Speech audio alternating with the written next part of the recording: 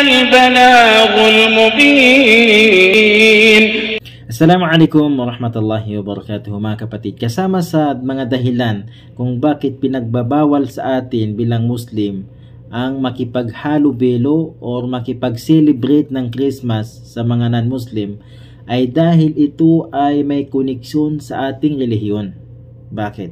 Pinagdidiriwang nila ang Christmas ika-25 sa December sa paniniwala nila na diyan daw pinanganak si Hesus Kristo.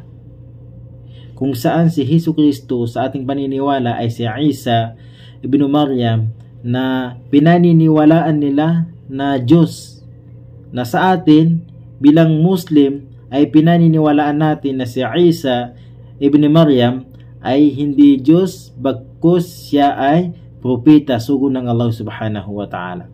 So sila ay nagdidiriwang dahil dyan daw ipinanganak si Hesus Kristo.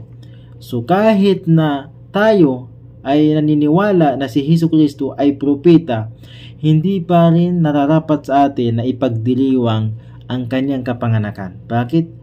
Dahil hindi po yan kasama sa ating relihiyon na ipagdiriwang ang kapanganakan ng kahit isa sa atin. Kahit ang pinakamamahal nating propeta na si Muhammad sallallahu alaihi wasallam o ang iyong kapanganakan, hindi nararapat sa iyo na ipag-celebrate. Kaya hindi po tayo pwedeng makipaghalo-belo o makipag-celebrate sa mga non-Muslim sa darating na Pasko.